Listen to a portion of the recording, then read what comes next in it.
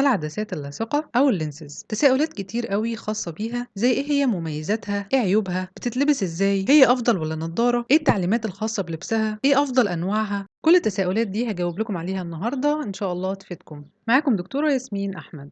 أولا، إيه هي مميزاتها؟ بتوفر دقة أفضل في الرؤية ومجال أوسع في النظر عن النضارة الطبية، شكلا بتكون أفضل ومفيش حاجة قدام العين تضايقك. بعض الحالات وفي الدرجات العالية جدا من عيوب الإبصار اللي هو قصر أو طول النظر أو الأستجماتيزم أو القرنية المخروطية بتكون أفضل من النضارة. وأخيرا بتساعدنا إن احنا نعرف نلبس نضارة شمس، ولو إن دي محلولة لأن في نضارات كتير دلوقتي بتغمق مع ضوء الشمس. طيب إيه عيوبها؟ أولا، غالية جدا ومحتاجة ميزانية كبيرة لأن الرخيص منها بيسبب مشاكل كتير. ثانيا، محتاجة عناية وتنظيف واتباع تام للتعليمات الخاصة بلبسها. ثالثا، بعض المضاعفات مع سوء استخدامها، بداية من جفاف العين، قرحة العين، التهابات وعدوى في العين، حساسية من المحلول، وحتى ضعف النظر الشديد جدا.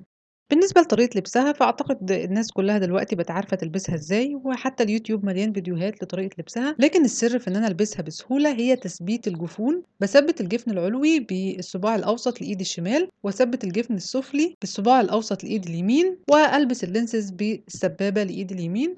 طيب ايه بقى التعليمات الخاصة بلبسها واللي لازم اتبعها تماما بدون اي تهاون؟ اولا، نتأكد من صلاحيتها، هي قابلة للاستعمال اليومي ولا لمدة اسبوع ولا شهر. وطبعا نشتريها من مصدر موثوق فيه، مش مثلا من كوافير او من اماكن مش معروفة. تاني حاجة، تنظيفها وتعقيمها كويس جدا بوضعها في المحلول الخاص بيها وغسل الايد بالمية والصابون قبل ما نلبسها. تالت حاجة، لو في جفاف في العين أو التهاب أو أي احمرار نتجنب ارتدائها تماما لحد ما نزور الطبيب ونشوف ايه السبب ونعالجه. رابع حاجة، تجنب تماما لمسها للمية، سواء بإنك تغسلها بشكل مباشر بالمية أو بإنك تكون لابسها في وقت الشاور أو في بحر أو في حمام سباحة، لأن المية مهما كانت تبدو نظيفة فهي مليانة بالميكروبات والبكتيريا اللي لو التصقت بالعدسة ووصلت للعين هتعمل مشاكل جامدة جدا. ممكن تعمل حاجة اسمها قرحة أميبية، ممكن لا قدر الله توصل للعمى وتحتاج زرع قرنية. فالنصيحة دي مهمة جدا.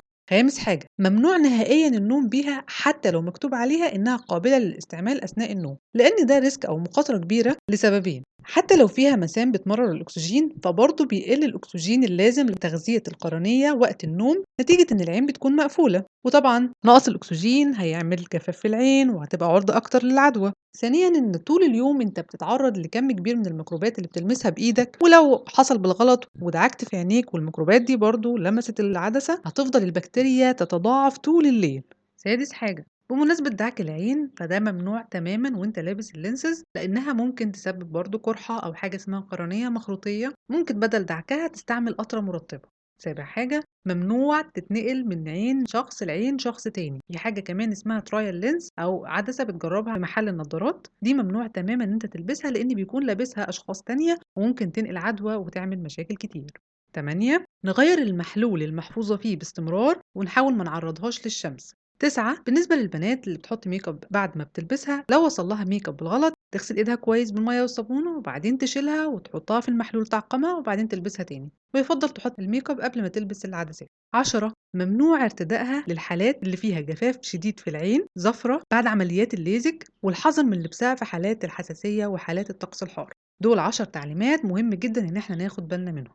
واخيرا في 3 تساؤلات هجاوب عنهم بيتسألوا كتير. النضارة أفضل ولا اللينسز؟ طبعا في العموم النضارة أأمن كتير، لدرجة إن بعض الإحصاءات بتقول إن مضاعفات عملية الليزك أقل كتير من مضاعفات لبس العدسات اللاصقة. طيب العدسات الطبية أفضل ولا الملونة أو التجميلية؟ طبعا الطبية اللي ملبوسة بدل النضارة. التجميلية دي نحاول نلبسها في نطاق ضيق جدا في مناسبات قليلة والوقت مؤقت مش كتير، وكل ما كان لونها أخف أو مش واضح أو يعني أفتح كل ما كانت أفضل. طيب اليومية ولا الشهرية؟ اليومية أفضل كتير، حتى هتوفر عليك عناء تنظيفها وتعقيمها وأغلب التعليمات اللي احنا قلنا عليها، وبتكون أفضل مع الأطفال وبتخلصنا من ريسك النوم بيها. دي تقريبا كل حاجة تخص العدسات اللاصقة. أتمنى تكون الحلقة عجبتكم. لو في أي استفسار اكتبوه في كومنت، وما تنسوش تعملوا لايك وشير واشتراك في القناة. شكرا ليكم، سلام عليكم.